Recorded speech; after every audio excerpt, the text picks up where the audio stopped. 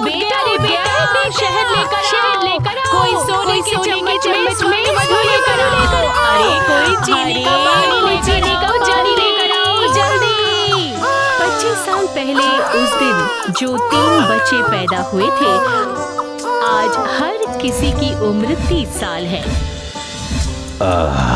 अरे नहीं, ये सब कर्म का फल है। लेकिन मैं भी तो काम कर रहा हूँ, तो मेरे पास पैसे क्यों नहीं है? जिसकी किस्मत जैसी, वरना एक ही दिन में, एक ही समय में, एक ही लग्न में महाजन का जन्म हुआ, लेकिन वो महाजन बन गया और तू बढ़ई। ये कर्म का फल नहीं है तो और क्या है? पिताजी की बात सुनकर करण एक पल भी वहाँ नहीं रुकता है, निकल जाता है महाजन के घर जाने के लिए। महाजन उस वक्त सूद का हिसाब करने में व्यस्त थे। अचानक करण का चंडाल मूरत देखकर महाजन हक्के बक्के रह गए। क्या बात है, अचानक क्यों आए हो? आज इस पार या उस पार करके ही दम लूंगा। 13 बैसाख सन 1200 में सुबह 6 बजे तुम्हारा जन्म हुआ, सही कहा ना? हाँ। तो फिर तुम क्यों पैसों के पहाड़ में बैठे रहोगे? हाँ? और मैं क्यों सारा दिन इतनी तकलीफ से लकड़ियाँ काट कर उधारी लेकर घर चलाऊंगा, बताओ? वाह वाह वाह वाह, बहुत अच्छी बात है, तुमने मेरे दिल की बात कह दी। मैं भी सोच रहा था क्या राजा के पास जाऊं। हाँ? लेकिन राजा के पास क्यों? राजा का और मेरा एक ही दिन में, एक ही समय में, एक ही मुहूर्त में जन्म हुआ है। मैं क्यों खामखा बैठे बैठे सूद और असल का हिसाब करते करते जिंदगी गुजारूं? मैं क्यों ना राजा बनकर देश को चलाऊं? हाँ, बिल्कुल सही, तुम्हें भी तो राजा बनकर देश चलाना चाहिए ना? ठीक है, तो फिर चलो।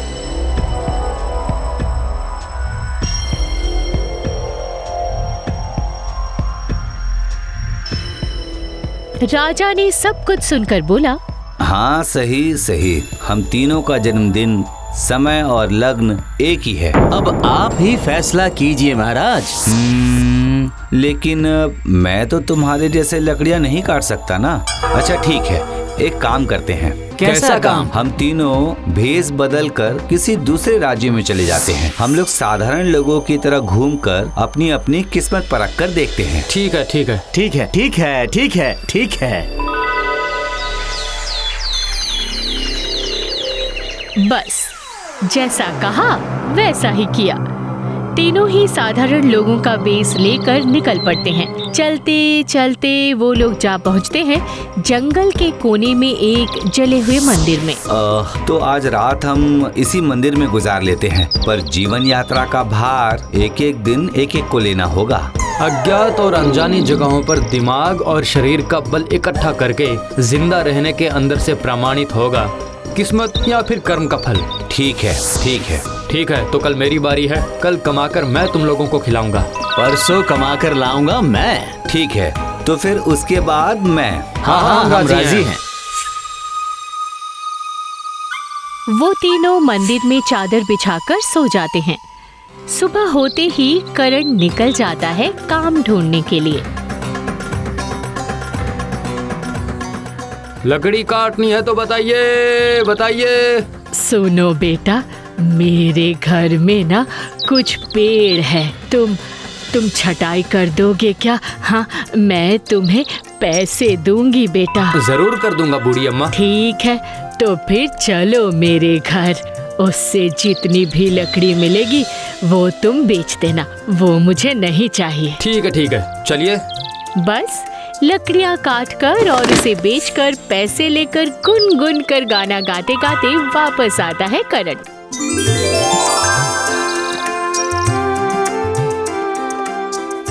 देखा तुम लोगों ने मेरी किस्मत, बस गया और पैसे कमाकर लेके आ गया। अच्छा। करण के कमाए हुए पैसों से वो लोग दाल, चावल और सब्जियां लेकर आते हैं। उसके बाद सूखी लकड़ियों से चूल्हा बनाकर उसमें खाना पकाकर खा लेते हैं। एक साथ खाना खाने बैठते हैं राजा, महाजन और लकड़ियां काटने वाला करण। खाना खाकर अच्छी नींद के लिए सो जाते हैं राजा और करण, पर महाजन की आंखों में नींद नहीं थी। सुबह होते ही मुझे पैसे कमाने के लिए निकलना होगा। मुझे तो कारोबार के हिसाब के अलावा कुछ नहीं आता। पता नहीं कल क्या होने वाला है। सुबह होते ना होते हड़बड़ा कर उठकर बैठ जाते हैं महाजन। फिर निकल पड़ते हैं पैसे कमाने के लिए। रास्ते में एक सौदागर को देखा जो गधे की पीठ पर गेहूं की बोरी लेकर जा रहा था। महाजन उसके पास जाते हैं। प्रणाम भाई, तुम्हारी बोरी में क्या है? गेहूं है जी, अच्छा वाला गेहूं। कोई अगर पूरा का पूरा एक साथ लेता है तो मैं थोक के भाव से बेच दूंगा, सिर्फ 2000 रुपए में। हाय हाय, इस वक्त मैं महाजन नहीं हूँ। इतना क्या सोच रहे हैं? अगर अच्छी चीज लेनी है तो ज्यादा कीमत तो देनी पड़ती है भाई। हाँ, तो देखो जरा तुम्हारा गेहूं कैसा है?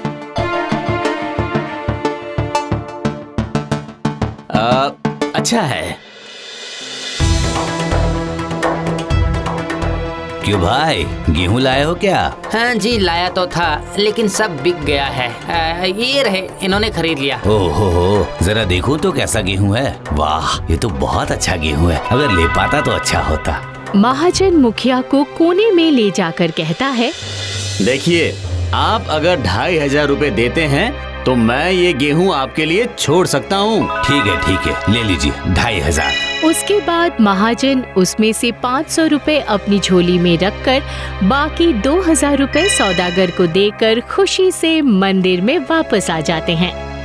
उस रुपए से उस दिन भी अच्छी तरह से तीनों का दिन गुजर जाता है। अब राजा की बारी। कारण काफी शक्तिशाली है, उसे लकड़ियां काटना तो आता है। महाजन के पास तेज दिमाग है, लेकिन मेरा काम तो मंत्री, सेनापति और दास दासियों से सारा काम हो जाता है। सारा काम तो वही लोग करते हैं, मुझे तो कुछ करना ही नहीं पड़ता। तो फिर मैं पैसे कैसे कमाऊंगा?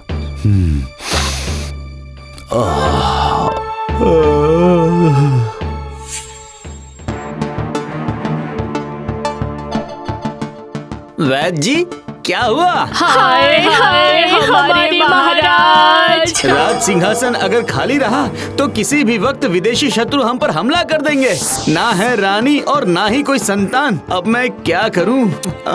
हाँ, कुछ भी करके एक राजा को यहाँ ढूंढ कर लाना होगा। कल सुबह सुबह द्वार खोलते ही जो भी पहले नजर आएंगे वही बनेंगे राजा।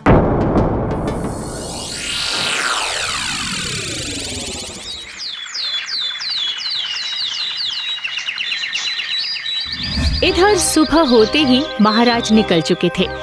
चलते चलते एक राज फाटक के सामने आकर रुक जाते हैं और दिल ही दिल में सोचते हैं, लगता है मैं किसी और राज्य में आ गया हूँ।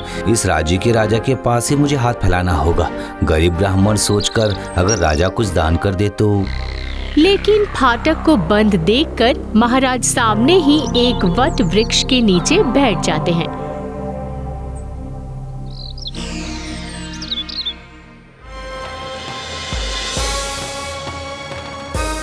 बस मंत्री ने जैसे ही मुख्य फाटक खोला, उनकी नजर पड़ी महाराज पर।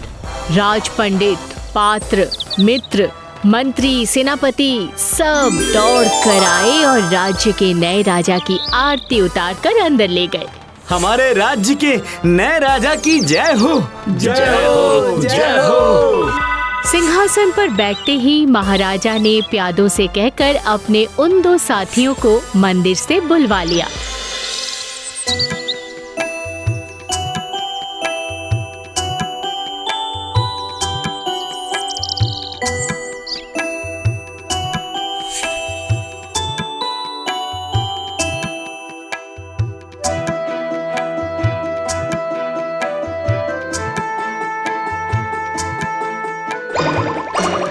आओ आओ मेरे दोस्तों, आओ। सच में महाराज, आज समझ आया कि एक ही समय एक ही लग्न पर जन्म लेने पर भी किस्मत एक सी नहीं होती। और इसीलिए मैं वापस गांव लौट जाऊंगा और फिर से लकड़ियां काटूंगा। नहीं दोस्त, अब से तुम्हें और लकड़ियां काटने की जरूरत नहीं। आज से मेरे पुराने राज्य के जमीन जायदाद की देखभाल करोगे तुम, खेती बाड़ी करोगे तुम। लेकिन मेरे दोस्त के प्रति एक राजा का हुक्म है। आप हुक्म करें तो मैं अपने राज्य में लौट जाऊंगा महाराज। ऐसा कैसे हो सकता है दोस्त? आज से तुम्हें मेरे इस नए राज्य का राजकोष संभालना होगा। मैं दोनों राज्य एक साथ नहीं संभाल पाऊंगा ना। ठीक है, जब दोस्त का हुक्म है तो सर आंखों पर। और फिर राजा सिंहासन से उतर आते हैं और दोनों दोस्तों को दोनों हाथों से पकड़कर गले लगा लेते हैं।